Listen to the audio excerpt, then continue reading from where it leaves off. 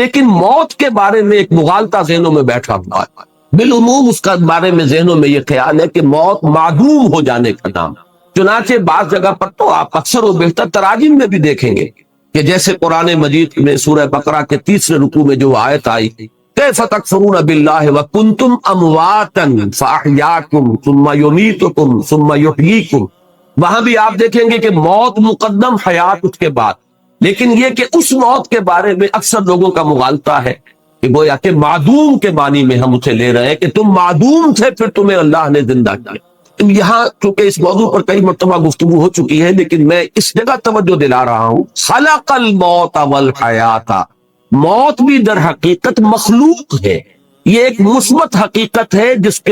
جس پر کہ تخلیق کا عمل گزرا، یہ موضوع ہے عمل تخلیق کا، یہ ایک مثبت وجودی حقیقت ہے۔ موت در حقیقت معدوم ہونے کا نام نہیں ہے، اس لیے کہ عدم پر تخلیق کا اطلاق نہیں ہو سکتا۔ عدم کو پیدا کیا کیسے جائے گا؟ عدم تو در حقیقت جو ہے وہ تخلیق کے بالکل منافی ہو جائے گی، ضد ہو جائے گا۔ لہذا جیسے زندگی ایک مثبت حقیقت ہے جس پر کہ لفظ تخلیق کا اطلاق ہو رہا ہے، ایسے ہی موت بھی ایک مثبت وجودی حقیقت ہے جس پر کہ عمل تخلیق کا اطلاق۔ خلق الموت والحیات لیبلوکم ایکم احسن عملا۔ اب اس میں دیکھیے کہ جہاں تک اس موت کا تعلق ہے جو ہماری زندگی کے بعد آنے والی ہے، اس کے بارے میں تو ہمیں یقین کے ساتھ معلوم ہے کہ وہ معدوم ہونے کی بات نہیں، وہ تو ہمارے ایمان کے بنیادی آرٹیکل آف فیتھ جنہیں کہا جائے گا اس میں شامل، اس لیے کہ موت معدوم ہونے کا نام نہیں ہے، بلکہ موت تو در حقیقت ایک کیفیت سے دوسری کیفیت کو منتقل ہونے کا نام۔ آخری جو بھی ہمارا اس حصہ ہے زندگی کا وہ حیات اخروی، وہ تو سب سے بڑی حقیقت ہے، سب سے بڑی زندگی ہی وہ ہے، لیکن یہ درمیانی وقفہ بھی معدوم ہونے کا نام نہیں ہے، بلکہ جیسا کہ آپ کو معلوم ہے عالم برزخ میں بھی ایک نوع کی زندگی ہے، حیات برزخی ہے۔ اس حیات برزخی کے اندر بھی انسان پر کیفیات وارد ہوں گی، جیسے کہ مشہور ہمارے ہاں اصطلاح ہے عذاب قبر، تو صرف عذاب قبر کا معاملہ نہیں ہے بلکہ ثواب قبر کا معاملہ بھی، اس لیے کہ صحیح احادیث میں یہ موجود ہے کہ قبر جو ہے یا جنت کے باغیچوں میں سے ایک باغیچہ اور یا دوزخ کے گڑھوں میں سے ایک گڑھا، تو معلوم ہوا کہ یہ برزخ کا دور جو ہے یہ بھی معدوم ہو جانے کا نام نہیں ہے بہرحال، اور اس کے بعد جو اصل زندگی شروع ہوگی وہ تو ابدی زندگی ہے، اور حقیقت میں تو وہی اس قابل ہے کہ اسے زندگی قرار دیا جائے۔ وَإِنَّ الدَّارَ الْآخِرَةَ لَهِيَ الْحَيَوَانُ لَوْ كَانُوا يَعْلَمُونَ، یقیناً وہ پچھلا گھر اور پچھلی زندگی جو ہے اصل زندگی تو ہے ہی وہ، کاش کہ انہیں معلوم۔ البتہ یہ جہاں تک دو حیاتیں ہیں، حیات دنیاوی، حیات اخروی، اور ان کے درمیان میں یہ حیات برزخی، یہ تو تین چیزیں وہ ہیں کہ جو قرآن مجید سے ابتدائی تعارف رکھنے والا شخص بھی جانتا، اور ہر مسلمان کے وہ ایمان کے لازمی اجزاء میں شامل۔ لیکن ایک حیات اس سے پہلے، ایک موت اس سے پہلے آ چکی، یہ در حقیقت فلسفے اور حکمت قرآنی کا ذرا غامض پہلو، مختلف مقامات پر اس کی طرف اشارات ہیں، تفاصیل اس کی آپ کو قرآن میں نہیں ملیں گے، اس لیے کہ جو حکمت کے غامض مسائل ہیں انہیں قرآن مجید نے تفصیل کے ساتھ اس پر بحث نہیں کی، اس لیے کہ قرآن مجید صرف حکماء کے لیے نہیں ہے، فلاسفہ کے لیے نہیں ہے، بہت اعلیٰ عقلی صلاحیتیں رکھنے والوں کے لیے نہیں ہے، یہ عامیوں کے لیے بھی ہے، عوام کے لیے بھی ہے۔ لہذا اس میں زیادہ تر بحث کی گئی ہے تفصیل کے ساتھ انہی چیزوں پر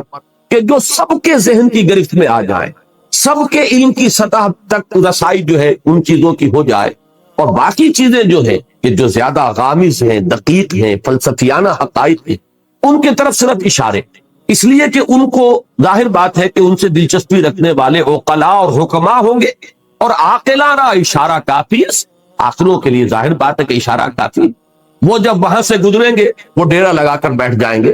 جیسے کہ میں نے ابھی آیت آپ کو سنائی، کیف تکفرون باللہ وکنتم امواتا فاحیاکم ثم یمیتکم ثم یحییکم ثم الیہ ترجعون۔ معلوم ہوا 4 ادوار ہیں، ایک موت پہلے تھی، پھر اس کے بعد احیا ہوا ہے، پھر اب یہ زندگی آئی ہے، پھر اماتہ ہوگا، پھر اس کے اوپر موت کا عمل وارد ہوگا، پھر احیا ہوگا، اور پھر وہ زندگی ابدی ہو جائے گا۔ لیکن یہ مضمون جو ہے کلائمیکس میں جو سامنے آیا ہے وہ سورہ غافر یا سورہ مومن، یہ 2 نام ہیں سورہ مبارکہ کے، اس کی جو آیت ہے، اور میں نے سن 66 میں ایک مضمون لکھا تھا حقیقت زندگی کے عنوان سے، جو پہلے حفروز الاقسام میں چھپا، پھر میثاق میں چھپا، پھر حکمت قرآن میں چھپا، میں بار بار چونکہ وہ میری بہت ہی محبوب تحریروں میں سے ہے، پہلی مرتبہ اس میں نے اس آیت مبارکہ کی طرف اشارہ کیا، اور مولانا عبدالغفار حسن صاحب کا مدینہ میں اس وقت تھے، مدینہ منورہ میں یونیورسٹی میں پڑھاتے تھے، وہاں سے مجھے خط آیا کہ یہ پہلی مرتبہ تم نے اشارہ کیا ہے، اور ایک بہت بڑی علمی حقیقت ہے کہ جو ہاتھ آئی ہے ان کا وہ تحسین کا خط میں نے شائع بھی کیا تھا میثاق، وہ آیا مبارکہ جس میں صراحت کے ساتھ 2 اماتیں اور 2 احیاء، اہل جہنم کی فریاد آئی ہے ان الفاظ میں کہ وہ جہنمی اللہ تعالیٰ سے فریاد کریں گے، ربنا امتنا سنتین واحییتنا سنتین فاعترفنا بذنوبنا فہل الی خروج من سبیل، اے رب ہمارے تو نے ہمیں 2 مرتبہ مارا اور 2 مرتبہ جلایا۔ یہاں خاص طور پر جو نوٹ کرنے کی بات ہے وہ ہے احیاء کے معنی زندہ کرنا، اماتہ کے معنی مارنا۔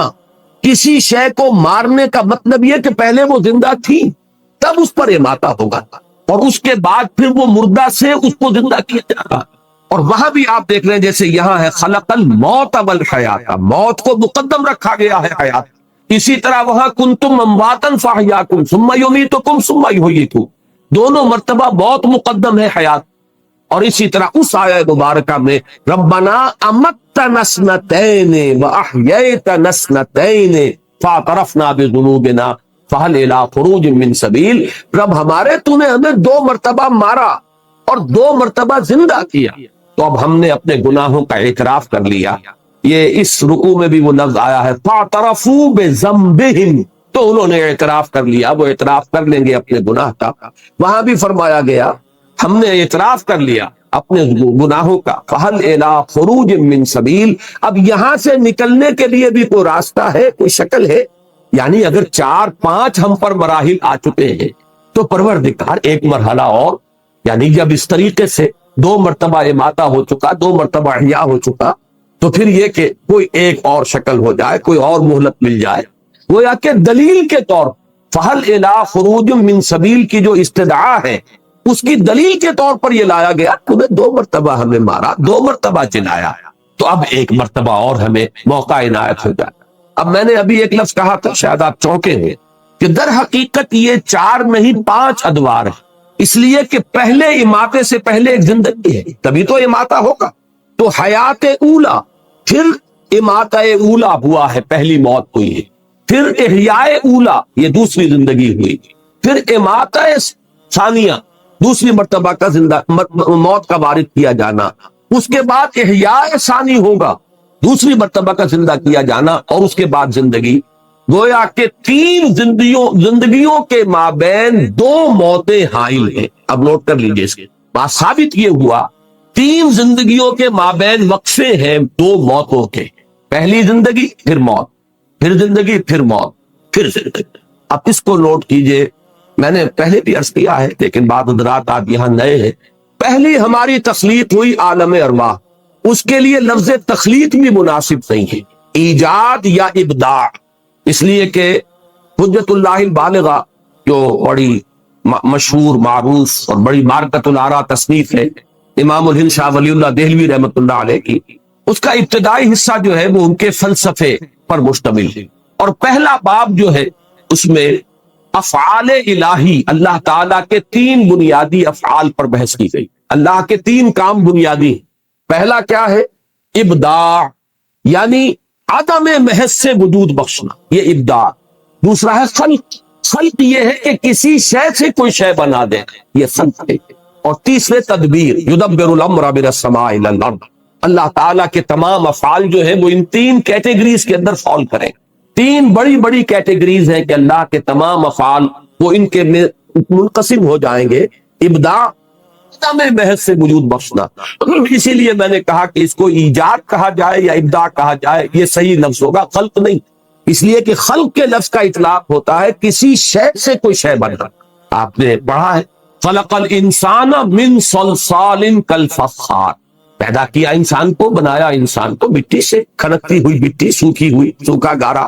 جو سوکھ کر کھنکنے لگا۔ وخلق الجان من مارج من نار، اور جنات کو پیدا فرمایا اس نے آگ کی لپٹ سے۔ وَخَلَقْنَا مِنَ الْمَاءِ كُلَّ شَيْءٍ حَيٍّ، ہم نے پانی سے بنائی ہے ہر شے جو زندہ ہے۔ معلوم ہوا خلق کے ساتھ جو ہے کوئی شے موجود ہوگی کہ کس شے سے بنائی گئی۔ البتہ پہلا مرحلہ جو ہے ایجاد و ابداع وہ ہے کہ جس میں اس سے پہلے کوئی شے نہیں تھی، عدم محض سے،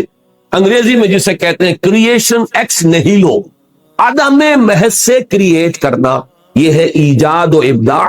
پھر ایک شے سے دوسری شے، دوسری سے تیسری، پھر امتزاج ان کو جوڑ کر بنانا، ایک کی شکل بدل دینا، یہ ہے خلق۔ اور انہی کے مابین پھر اللہ تعالیٰ کے احکام، اس کے اوامر، یہ جو ہے ان کی تنفیذ ہوتی ہے، یہ ہے تدبیر۔ تو یہ تین بنیادی افعال ہیں۔ میں نے اس کا ذکر اس لیے کیا کہ پہلی زندگی جو ہے اس کے لیے لفظ خلق موضوع نہیں ہے، وہ ہماری تخلیق اول جو ہے، وہ جو تخلیق اول ہے ہماری، وہ عالم ارواح میں، اور اس کے لیے ایجاد و ابداع کا لفظ مناسب۔ اس کے بعد پہلی زندگی تھی جس میں کہ وہ ہم نے عہد کیا تھا الست بربکم قالوا بلا، ظاہر بات ہے زندگی تھی، نہ صرف زندگی تھی، پورا شعور ذات موجود تھا۔ ہم نے معاہدہ کیا اللہ کے ساتھ، تو جب تک کہ سیلف کانشسنس نہ ہو، شعور ذات نہ ہو، معاہدے کی کوئی حیثیت۔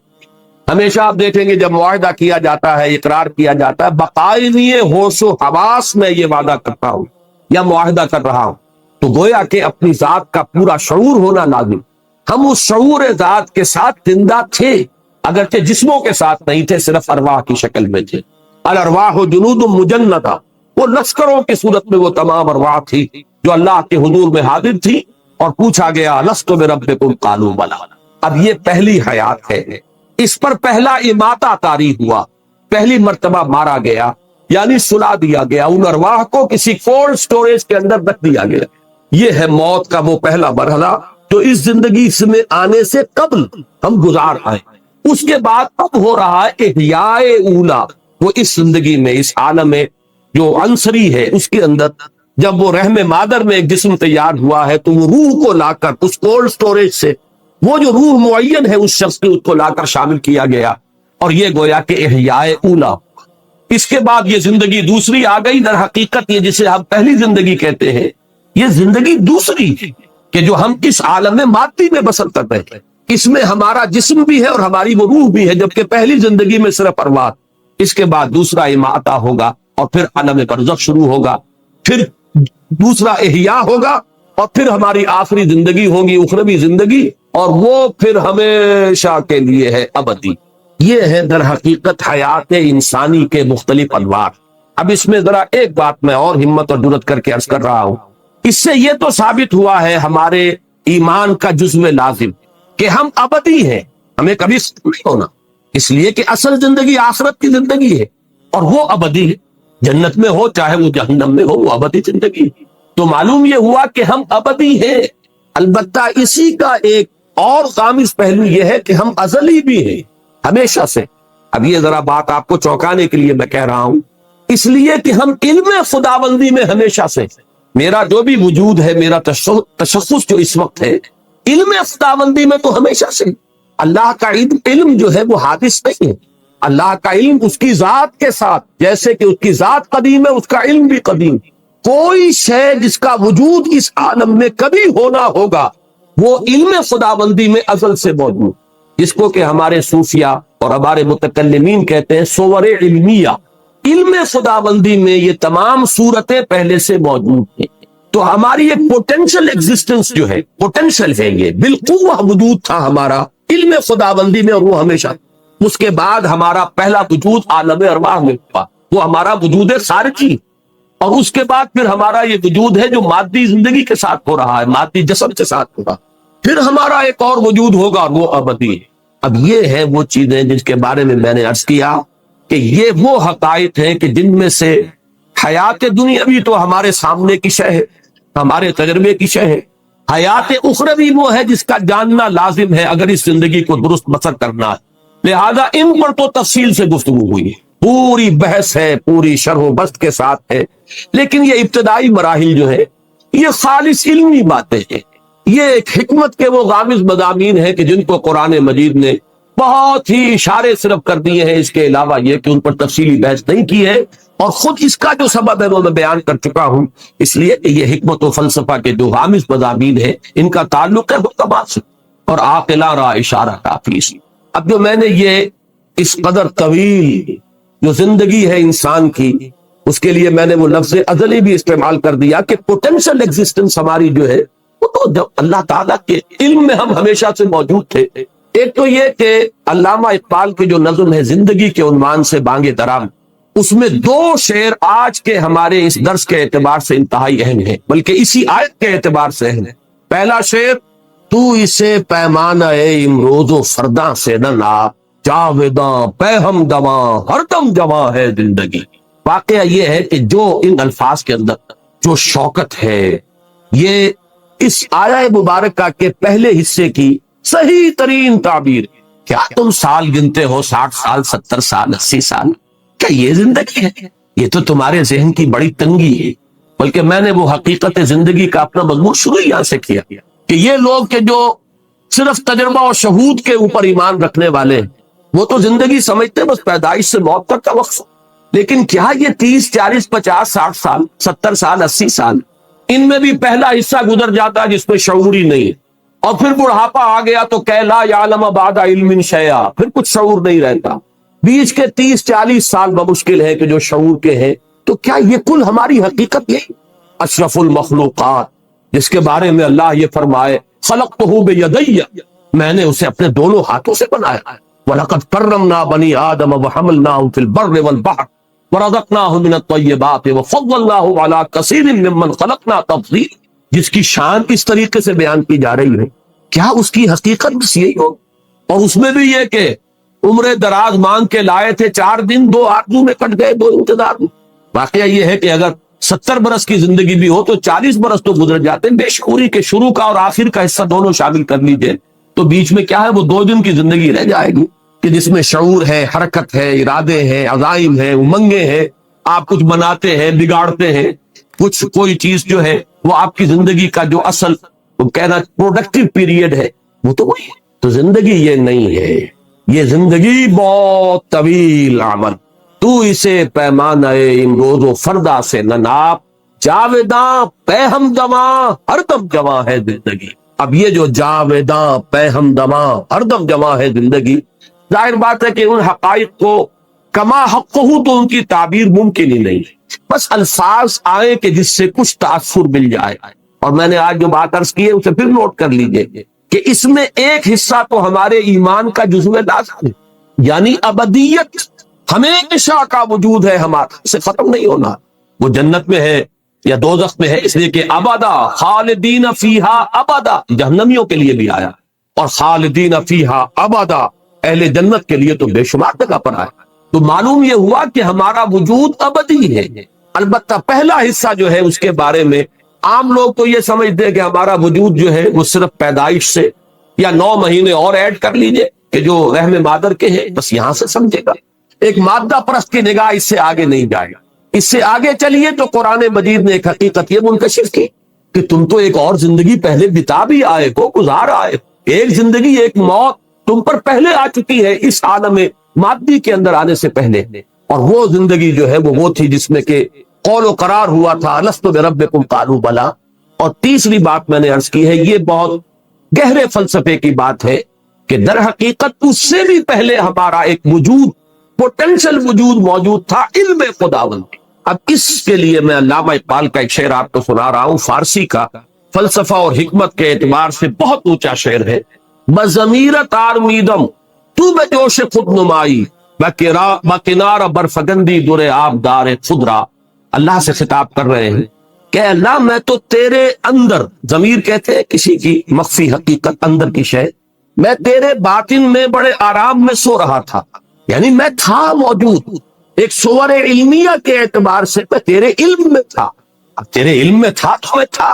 لیکن میں تیرے وجود کے، تیرے وجود مطلق میں میرا ایک وجود تھا، بالکل جیسے کہ ایک سیٹی کے اندر، یہ ایک مثال آگے دی ہے تشبیہ، سیٹی کے اندر موتی موجود ہوتا ہے لیکن سیٹی ایک وقت تک بند رہتی ہے، موتی ظاہر نہیں ہوتا۔ بضمیرت آرمیدم تو بجوش خود نمائی، پروردگار تو نے اپنے آپ کو ظاہر کرنے کے لیے تو نے یہ کائنات بنائی، مجھے بھی بنائی۔ یہ جو اگرچہ قرآن مجید میں کوئی نص قطعی کے طور پر یہ مضمون میرے علم کی حد تک نہیں ہے، اور اس حدیث پر بھی محدثین کا تو ظاہر بات ہے کہ اس پر گفتگو ہے اور جرا ہے، لیکن یہ کہ اکثر ہمارے ہاں کے حکما اور فلسفہ اسے تسلیم کرتے ہیں کہ اللہ تعالیٰ نے یہ کائنات کیوں پیدا کی۔ کنت کنزا مخفیا فاحببت ان اعرف فخلقت الخلق، میں چھپے ہوئے خزانے کے مانند تھا،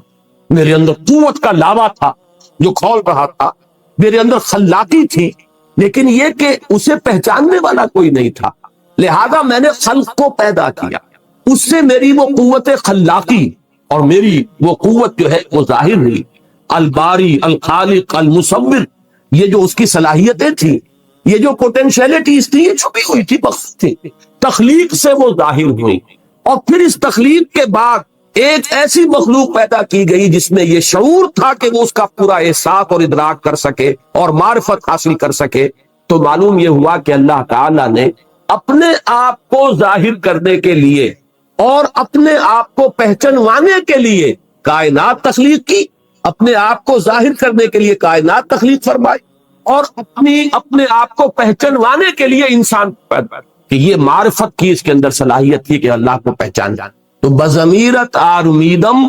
تو بجوش خود نمائی، اپنے آپ کو ظاہر کرنے کے جوش میں تو نے اس کائنات کو بنایا اور مجھے بھی پیدا کیا۔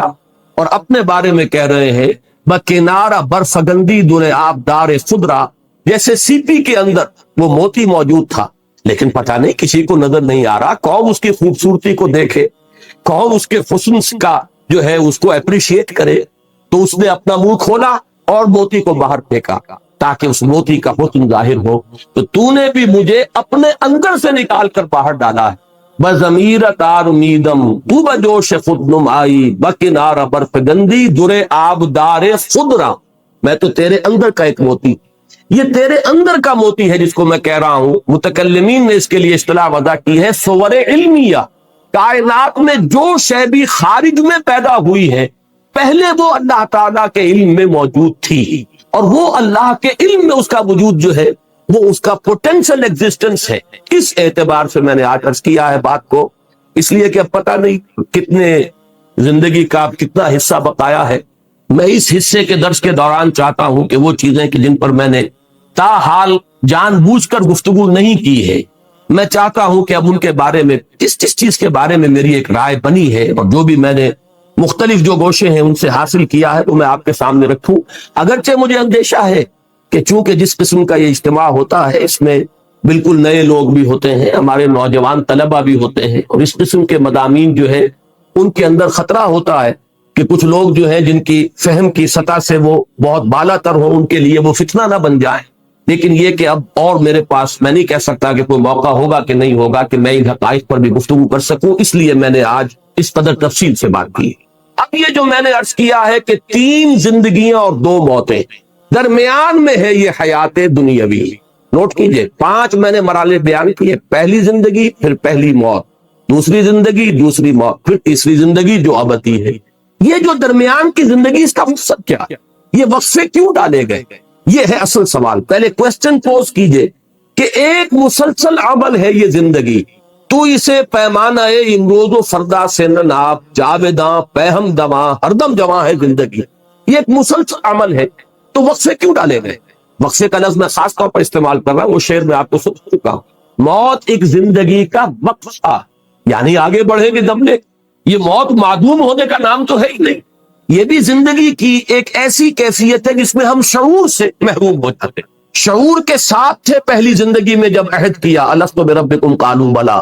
پھر وہ ارواح موجود تھی، معدوم نہیں ہو گئی معاذ اللہ، لیکن شعور نہیں تھا، سلا دی گئی، کولڈ سٹوریج کے اندر سلا دی گئی۔ پھر ہم شعور کے ساتھ اس زندگی میں آئے، پھر موت آئے گی، اور یہ موت جو ہے یہ تو کامل بے شعوری کی نہیں ہے، اس میں تو شعور رہے گا، اس لیے کہ وہ جنت کا باغیچہ ہے یا دوزخ کا گڑھا ہے، وہ شعور ہے۔ اگرچہ وہ شعور جو ہے وہ آج ہم نہیں سمجھ سکتے ہمارے اس وقت کے شعور سے، اس میں کیا فرق ہوگا، نیم شعوری کی کیفیت تو بہرحال ہے، اور اس کے بعد جو ہے وہ ہماری زندگی باشعور جو ہے وہ ابدی زندگی ہے۔ تو ان 5 میں درمیانی جو ہے حیات دنیاوی، جو ہم سب کی جانی پہچانی ہے، ہمارے تجربے میں آ رہی ہے، ہم اسے بسر کر رہے ہیں، بلکہ میں بعض اوقات یہ کہا کرتا ہوں، اور یہ دوسرے رکوع میں یہ بحث آئے گی انشاءاللہ، کہ ایک تو ہے زندگی بسر کرنا، ایک ہے کہ زندگی انسان کو بسر کر رہی ہوتی، ہم خود نہیں جی رہے ہوتے، زندگی ہمیں بتا رہی ہوتی ہے، اس لیے کہ ہم نے اپنا کوئی مقصد معین کیا، نہ کوئی ہدف معین کیا، نہ کوئی نصب العین ہے، تو در حقیقت ہم جی نہیں رہے، بلکہ زندگی ہمیں گھسیٹ کر لے کر جا رہی ہے۔ یہ جیسے کہ اگلی رکوع میں آئے گا کہ ایک وہ ہے جو سیدھا چل رہا ہو، فَمَن يَمْشِي مُكِبًّا عَلَىٰ وَجْهِهِ أَهْدَىٰ أَمَّن يَمْشِي سَوِيًّا عَلَىٰ صِرَاطٍ مُسْتَقِيمٍ۔ اور وہ گھسٹ رہے ہیں کچھ لوگ، صرف اپنے پیٹ کے بل گھسٹ رہے، پیٹ کھانے کو مانگتا ہے، ڈال دیا تو وہ زندگی کی گاڑی چلی جا رہی ہے، وہ خود جی نہیں رہے، یہ زندگی برائے زندگی ہے، جبکہ زندگی در حقیقت کسی مقصد کے لیے ہونی چاہیے، کوئی آدرش ہو، کوئی نصب العین ہو، کوئی آئیڈیل ہو، کوئی آپ کا مقصود و مطلوب ہو، تب زندگی ہے۔ تو ایک ہے زندگی بسر کرنا، یہ بہت کم لوگوں کو نصیب ہے، حقیقت میں زندگی بسر کرتی ہے اکثر و بیشتر لوگوں کو، وہ زندگی نہیں گزارتے، زندگی انہیں گزارتی۔ بہرحال یہ زندگی جو ہم گزار رہے ہیں، یا وہ زندگی جو ہمیں اس وقت گزار رہی ہے، بسر کر رہی ہے، اس کی غایت کیا ہے؟ یہ ہے جو دوسرا ٹکڑا اس آیہ مبارکہ کا، لِيَبْلُوَكُمْ أَيُّكُمْ أَحْسَنُ، انتہائی اہم ہے کہ یہ در حقیقت ایک امتحانی وقت، اس میں ٹیسٹنگ پیریڈ اس کو شمار کیجئے، امتحان، جیسے ایک 3 گھنٹے کا امتحان ہوتا ہے، میں بات یہ کہا کرتا ہوں 3 گھنٹے کا امتحان، کیونکہ ہر ایک شخص اس سے واقف ہے، یہ ایک 30 سال کا امتحان، فرق کچھ نہیں ہے،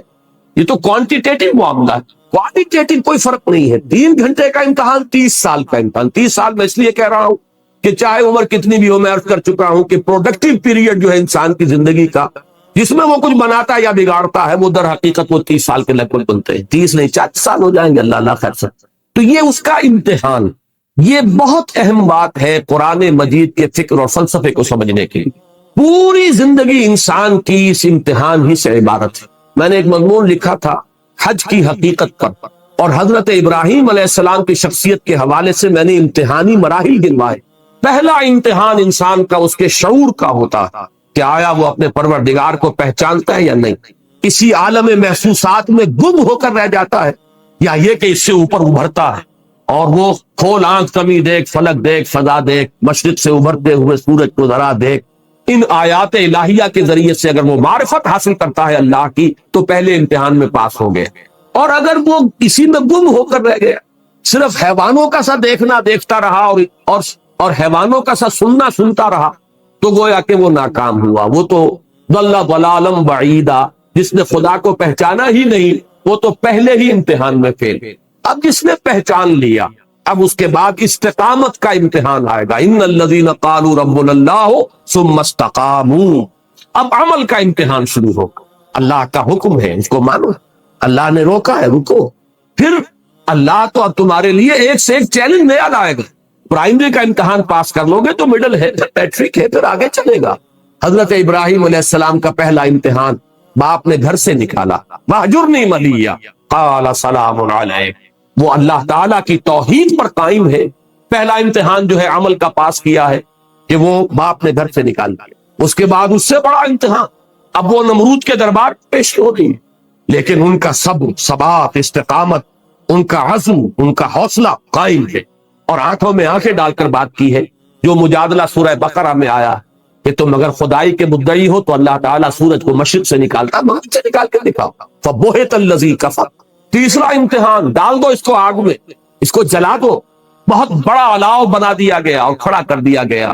اب بھی آخری موقع ہے، باز آ جاؤ، رجوع کرنا۔ یہ امتحان، کامیاب ہوئے، بے خطر کود پڑا آتش نمرود میں، عشق عقل ہے محو تماشائے لبے بام۔ چوتھا امتحان، انی مہاجر الی ربی سیہدین، گھر بار وطن کو چھوڑ کر بالکل سمجھیے ان ولڈرنس نکل گئے ہیں، اس لیے کہ اس وقت کی دنیا کا تصور کیجئے، آج سے 4,500 سال قبل کی دنیا، کہاں معلوم تھا کہ کہاں جا رہے ہیں، کیا حالات ہوں گے، کہاں پر ہمیں کوئی ہوٹل بنے ہوئے ملیں گے یا سرائیں ملیں گی، لیکن نکل گئے۔ پھر پوری زندگی مہاجرت میں ہے، آج یہاں ہے، کل وہاں ہے۔ اور آخری امتحان جس پر کہ میں نے الفاظ لکھے ہیں کہ اس سے بڑی کامیابی اور کوئی نہیں ہو سکتی کہ ممتحن پکار اٹھے کہ وہ امتحان واقعتاً بڑا کڑا تھا، وہ جو فرمایا گیا ہے کہ اب اپنے بیٹے کو 100 برس کا بوڑھا جس نے دعائیں مانگ مانگ کر بیٹا لیا تھا، اور اب وہ بیٹا 13 برس کا ہوا ہے، فلما بلغ معہ السعی، جبکہ وہ بھاگ دوڑ کے قابل ہوا ہے، جبکہ بازو بن گیا ہے بوڑھے باپ کا۔ اور اچھے الفاظ وہاں پر میرے قلم سے اس وقت نکل گئے کہ وہ بوڑھا باپ دیکھ دیکھ کر جی رہا ہوگا، بیٹے کو جوان ہوتا دیکھ رہا ہے، میرے مشن کا علم بردار، میرے کام کو آگے لے کر چلنے والا، میرے دست و بازو بننے والا اللہ نے مجھے عطا فرمایا ہے، ولی عطا فرمایا ہے، ساتھی عطا فرمایا ہے۔ آخری امتحان جو ہے، ممتحن کے ترکش امتحان میں ایک تیر باقی تھا، اور وہ سب سے زیادہ کاری تیر، جب اس میں کامیاب ہوئے ہیں، فلما اسلما وتلہ للجبین ونادیناہ ان یا ابراہیم قد صدقت الرؤیا انا کذلک نجزی المحسنین، اور اس میں فرمایا ان ھذا لہو البلاء المبین، کوئی شک نہیں کہ یہ بہت بڑا امتحان تھا ابراہیم، تم نے سب پاس کر۔ یہ حضرت ابراہیم کی شخصیت اس اعتبار سے کہ پوری زندگی مسلسل امتحان کی زندگی، یہی وجہ ہے کہ سورہ بقرہ میں ایک آیت میں اس کو سمو لیا، وَإِذِ ابْتَلَىٰ إِبْرَاهِيمَ رَبُّهُ بِكَلِمَاتٍ فَأَتَمَّهُنَّ قَالَ إِنِّي جَاعِلُكَ لِلنَّاسِ إِمَامًا۔ یاد کرو جب کہ اللہ نے امتحان لیا، ابتلا کیا، آزمایا ابراہیم کو بڑے بڑے امتحانات میں، کلمات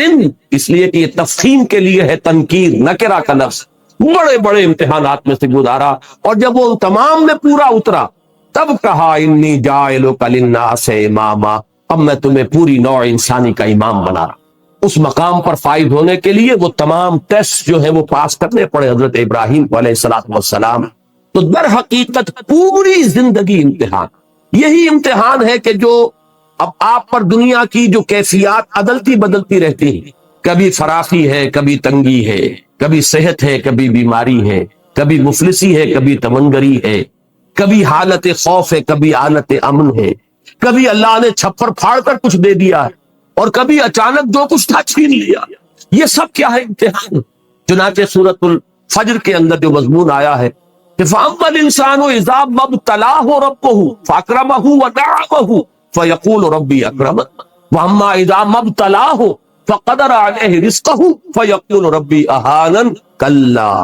انسان کا بڑا مغالطہ ہے، بڑے دھوکے میں آ جاتا ہے جب اس کا رب اسے آزماتا ہے، آزمانے کے لیے اسے دولت دیتا ہے، نعمتیں دیتا ہے، وہ سمجھتا ہے میرے رب نے مجھے عزت دے دی۔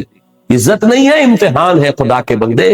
اسی طریقے سے جب وہ امتحان لیتا ہے دوسری شکل میں، وَإِذَا مَا ابْتَلَاهُ فَقَدَرَ عَلَيْهِ رِزْقَهُ، اس پر اس کے رزق کو تنگ کر دیتا ہے، ناپ تول کر دینے لگتا ہے حساب کتاب سے، تو کہتا ہے ربی اہانن، میرے رب نے تو مجھے ذلیل کر دیا۔ نہیں، یہ ذلت نہیں، وہ عزت نہیں، یہ ذلت نہیں۔ عزت اور ذلت کا فیصلہ تو قیامت کے دن ہوگا، ذالک یوم التغابن،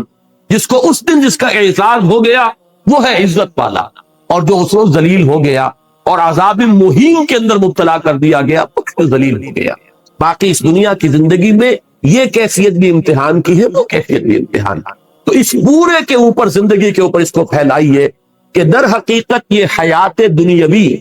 جس کو ہم اپنی غلط فہمی میں زندگی کہہ بیٹھتے ہیں، یہ زندگی نہیں ہے، یہ 3 زندگیوں میں سے ایک زندگی ہے، بلکہ 5 زندگیوں میں سے ایک زندگی، اس لیے کہ موت بھی ایک طرح کی زندگی ہے، بے شعوری کی زندگی ہے در حقیقت موت، معدوم ہونے کا نام تو ہے ہی نہیں۔ تو 5 وقفے ہیں جن میں یہ درمیانی وقفہ ہے جو ہم یہاں پسند کر رہے ہیں، اور اس کی حیثیت ایک امتحانی وقفے کی ہے۔ تو میں نے جو دوسرا شعر کہا تھا علامہ اقبال کی اس نظم میں، وہ اس نظم کا آخری شعر، قلزم ہستی سے تو ابھرا ہے مانند حباب، اس زیاں خانے میں تیرا امتحان ہے زندگی۔ یہ امتحان کا ایک پیریڈ ہے۔ اور بڑا پیارا ایک شعر کہا ہے، تو عرصہ محشر میں ہے پیش کر غافل عمل کوئی اگر دفتر میں ہے، کہ تم سمجھتے ہو کہ وہ حشر جو پھر بعد میں ہو، وہ تو در حقیقت حشر کا ظہور ہے۔ اصل میں عرصہ محشر میں ہم اس وقت، عرصہ ہے یہ عرصہ نہیں ہے، لفظ عرصہ کہتے ہیں میدان کو، عرصہ محشر میں ہے۔ یہ پہلا مصرع پورا کیا ہے؟ یہ گھڑی محشر کی ہے تو عرصہ محشر میں ہے، پیش کر غافل عمل کوئی اگر دفتر میں ہے۔ یہ زندگی ہے اصل محشر، وہ محشر جو ہوگا وہ در حقیقت اس کے نتائج کے اعلان کے لیے ہوگا۔ اصل میں تو اگر کوئی عمل کا تمہارے دفتر میں ہے تو نکالو، برابر ہر چیز اندر سینہ داری، سرود نالے آہے فغانے، جو تمہارے اندر ہے اسے باہر نکال کر پیش کرو، اس لیے کہ در حقیقت یہ حشر یہاں ہو رہا ہے۔ جیسے کہ آتا ہے حاسبوا انفسکم من قبل ان تحاسبوا، اصل میں تو محاسبے کے عالم میں اگر ہم پہچان لیں کہ ہمارا امتحان اب ہو رہا ہے، اور وہ جو نتیجے کے دن ہے وہ تو در حقیقت اس کا ظہور ہے، اس کے نتیجے کا اصل تو ہم یہاں بنا یا بگاڑ رہے ہیں اپنی قسمت کو اور اپنے مستقبل کو اور اپنی ابدی زندگی۔ تبارک الذی بیدہ الملک وہو علی کل شیء قدیر الذی خلق الموت والحیات لیبلوکم ایکم احسن عملا، تاکہ تمہیں آزمائے۔ اب یہ نوٹ کیجئے، یہ جو لفظ ہے یہ بلا یبلو،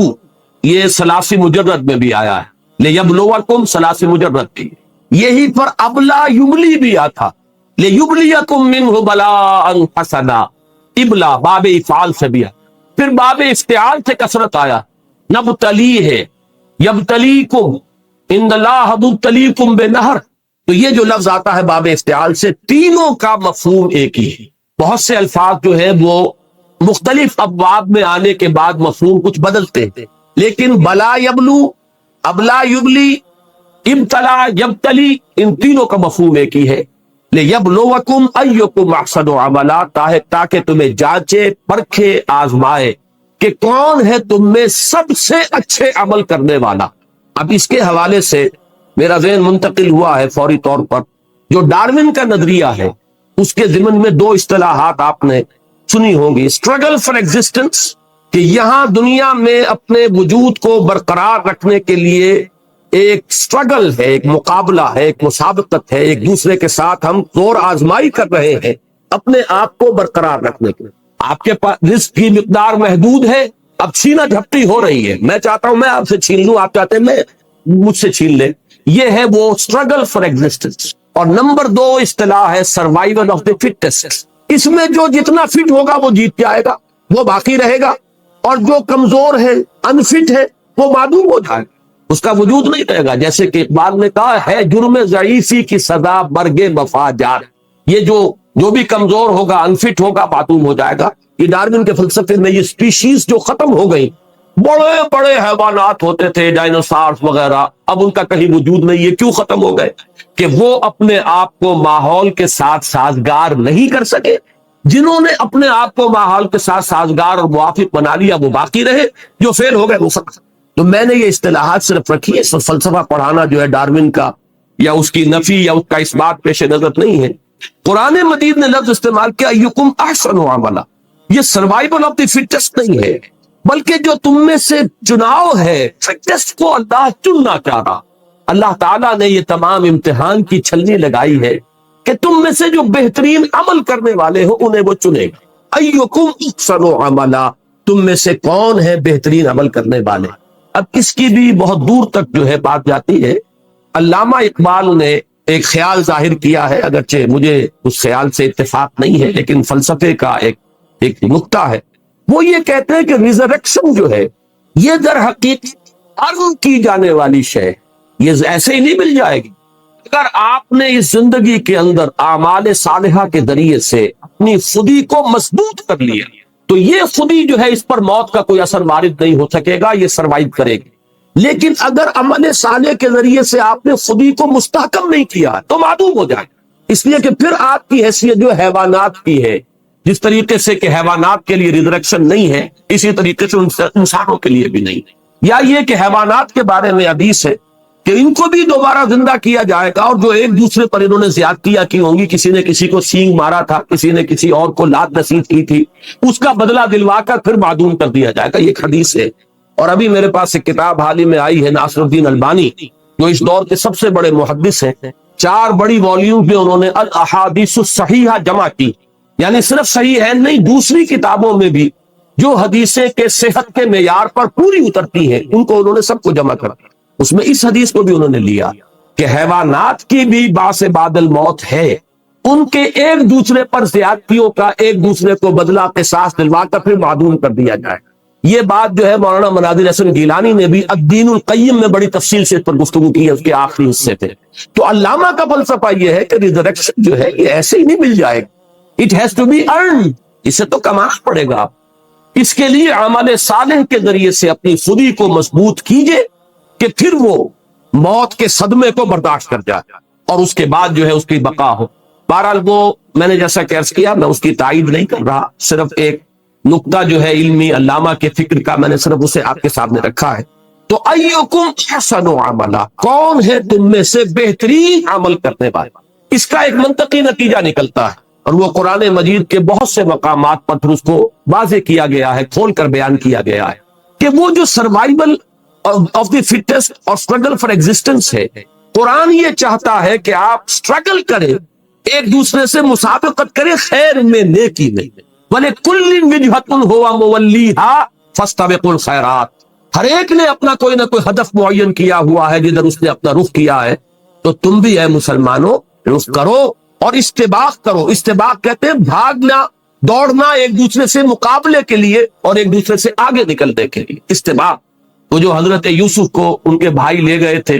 اور آ کر پھر جب انہوں نے والد اپنے حضرت یعقوب علیہ السلام کی خدمت میں جو اپنی معذرت پیش کی ہے، یا ابانا انا ذهبنا نستبق وترکنا یوسف عند متاعنا، تو ہم نے دوڑ کا مقابلہ کیا تھا ایک دوسرے سے آگے نکلنے کے لیے، اور اپنے کپڑوں کے پاس، سامان کے پاس یوسف کو ہم چھوڑ گئے تھے، فَأَكَلَهُ الذِّئْبُ، تو اسے ایک بھیڑیا کھا گیا۔ تو استباق کے معنی ہے دوڑ لگا کر ایک دوسرے سے آگے نکل۔ فَاسْتَبِقُوا الْخَيْرَاتِ، اے لوگو، اے مسلمانوں، تم نیکیوں میں ایک دوسرے سے آگے نکل۔ یہ لفظ سورہ حدید میں آیا، وہاں پر باب مفاعلہ سے مسابقت سے آیا، سابقوا الی مغفرۃ من ربکم وجنت عرضھا کعرض السماء والارض۔ معلوم ہوا کہ اسٹرگل جو کی تو برقرار ہے، مسابقت اسینشلی موجود ہے، ایک دوسرے سے آگے بڑھنے کا جذبہ جو ہے یہ غلط نہیں ہے، پسندیدہ ہے، صرف یہ کہ اس کے رخ کو بدل لو۔ تم دنیا میں ایک دوسرے سے آگے نکلنا چاہ رہے ہو، تم دولت میں، جائیداد میں، دنیاوی شہرت میں، دنیاوی وجاہت میں، اس میں ایک دوسرے کو جو ہے شکست دینے کے درپے ہو، ایک دوسرے سے آگے نکلنے کی فکر کرے ہو، تمہارا مقام اس سے بہت بلند ہے۔ تم نیکیوں میں ایک دوسرے سے آگے نکلو، بھلائیوں میں ایک دوسرے سے آگے نکلو، خدمت خلق میں ایک دوسرے کو مات دینے کی کوشش کرو، ایک دوسرے سے آگے نکلنے کی کوشش کرو۔ تو معلوم یہ ہوا کہ اسی میں ایکم احسن عملا، اس میں ایک مسابقت اور ایک استباق، ایک دوسرے سے آگے بڑھنے، اسٹرگل کرنے، ایک دوسرے سے آگے نکلنے کی کوشش جو ہے اس کی طرف بھی اشارہ موجود ہے، کہ جو پھر مدنی صورتوں میں جیسا کہ میں نے دو مثالیں آپ کو دے دی، سورہ بقرہ میں فرمایا وَلِكُلٍّ وِجْهَةٌ هُوَ مُوَلِّيهَا فَاسْتَبِقُوا الْخَيْرَاتِ، اور وہاں سورہ حدید میں فرمایا سابقوا الی مغفرۃ من ربکم وجنت عرضھا کعرض السماء والارض۔ تو مسابقت کا جذبہ اپنی جگہ درست ہے، یہ فطرت انسانی میں ودیت شدہ ہے، البتہ اس پہ صحیح رخ پر ڈالنے کی بات ہے کہ اس کو نیکیوں اور بھلائیوں، خیرات اور حسنات اور خدمت خلق کے رخ پر ڈالو اور اس میں ایک دوسرے سے پڑھنے کی کوشش کرو۔ وَهُوَ الْعَزِيزُ الْغَفُورُ، اور وہ العزیز ہے، زبردست، اور غفور ہے، بخشنے والا۔ اس کا تعلق اسی امتحان کے ساتھ، امتحان کا نتیجہ دینے پر قادر، یہ نہیں ہے کہ وہ کسی کو سزا دینا چاہے اور دے نہ پائے، کسی کے لیے عذاب کا فیصلہ کرے اور کوئی اسے روک لینے والا ہو، کوئی اس کا ہاتھ پکڑ لینے والا، کوئی اس کے فیصلے کے آڑے آ جانے والا۔ العزیز، العزیز وہ ہستی ہے جس کا اختیار مطلق ہے، نو لمیٹیشن، اس کے اختیارات میں کوئی تحدید نہیں، جو چاہے کر گزرے، فعال لما یرید، یہ ہے العزیز۔ لیکن اس کے ساتھ الغفور بھی ہے، وہ بخشنے والا بھی، خطاؤں سے درگزر کرنے والا بھی۔ غفر کا اصل مفہوم ہے ڈھانپ لینا، اس لیے مغفر کہتے ہیں خود کو جو سر کو ڈھانپ لیتا ہے۔ تو در حقیقت اللہ تعالی جس کو ہم کہتے ہیں پردہ پوشی بھی کرنے والا، بخشنے والا، پردہ پوشی فرمانے والا، تو اس میں گویا کہ العزیز میں ایک پہلو ہے تخویف کا، خوف، دہشت پیدا کرنے والا، اور غفور میں تشویق کا، امید پیدا کرنے والا۔ اور جیسا کہ آپ کو معلوم ہے کہ در حقیقت انسان کا صحیح موقف ایک درمیانی کیفیت ہے، بین الخوف والرجاء، ایک طرف خوف کی کیفیت بھی برقرار رہے اور دوسری طرف اللہ کی مغفرت اور اس کی رحمت کی امید بھی قائم رہے، ان دونوں کے بین انسان کا موقف رہنا چاہیے۔ اگر ایک طرف ہو گیا، چاہے ادھر چاہے ادھر، اس میں ہلاکت ہے اور بربادی۔ خوف کا انتہائی غلبہ ہو جائے گا تو انسان کی ہمت جواب دے جائے، ذرا سی غلطی ہوئی اور مایوس ہو کر بیٹھ جائے، پھر اس کے اندر اصلاح کے لیے جو ہمت درکار ہے، عزیمت درکار ہے، وہ باقی نہیں رہے گی۔ اور رجا کا بہت زیادہ غلبہ ہو گیا تو بے پرواہی آ جائے گی، استغنا ہو جائے گا، پھر اس کے اللہ تعالیٰ کے احکام کی فکر نہیں رہے گی۔ تو ان دونوں کے مابین بین الخوف والرجا رہنا چاہیے۔ اور العزیز الغفور، یہ اللہ تعالیٰ کے دو نام، وہو العزیز الغفور، یہ اسی کے لیے کہ ایک میں تخفیف کا پہلو ہے، دہشت ہے، خوف ہے، اور دوسری میں امید ہے، رجا ہے، اس کی رحمت اور مغفرت کا امیدوار ہونا۔ الذی خلق سبع سماوات طباقا، وہ کہ جس نے بنائے 7 آسمان تہ بر تہ ایک دوسرے کے اوپر۔ اب یہاں پر اگرچہ قرآن مجید میں کہیں صراحت کے ساتھ یہ نہیں کہا ہے کہ یہ آسمان اور زمین کس شے سے بنائے، اور عام طور پر جب ہم اس کو بیان کرنے میں آتے ہیں تو یہ کہ عدم محض سے اللہ تعالیٰ نے ان کو وجود بخشا، ایک بات صحیح ہے، لیکن درمیان میں بہت سا وقفہ ہے، گیپ ہے بہت بڑا۔ اللہ تعالیٰ کا ایک امر کن ہے، اس امر کن نے کیا شکل اختیار کی ہے۔ اب یہ اصل میں وہ موضوعات ہیں جن سے آج کل جو فزکس کی جو سمجھیے کہ سب سے اونچی شاخ ہے، theory of the creation of universe, کائنات پیدا ہوئی کیسے، کن مراحل سے گزری ہے، ہمارے صوفیہ اور متکلمین اور فلاسفہ نے اسے تنزلات سے تعبیر کیا۔ ذات بحث نے ایک احدیت کی شکل اختیار کی، پھر وہ واحدیت، تنزلات ستہ اور تنزلات خمسہ کی اصطلاحات۔ لیکن یہ کہ آج کے دور میں وہ پہلے ایک سنت نور کی شکل میں اللہ کے کلمہ کن نے ایک صورت اختیار کی ہے نور کی، اس نور سے ملائکہ پیدا کیے گئے، اور اسی نور سے ارواح انسانیت پیدا کی۔ نہ زمین تھا نہ آسمان تھا، ابھی کچھ نہیں سوائے نور خداوندی۔ اس کے بعد اسی میں پھر اس سنت نور کے اندر بڑے بڑے دھماکے ہوئے، ایکسپلوژنز ہوئے، اور وہ جو مخفی اس کی انرجی تھی وہ ظاہر ہوئی ہے، اس نے کروں کی شکل اختیار کی ہے، بہت بڑے بڑے کرے، آکشی کرے، جیسے کہ ہمارا یہ سورج ہے، اور نہ معلوم کتنے اربوں کروڑوں، بلکہ کروڑوں کیا کہہ رہا ہوں، اربوں سورج ہیں جو اس کائنات کے اندر موجود۔ ان سب کا در حقیقت یہ نار کا مرحلہ ہے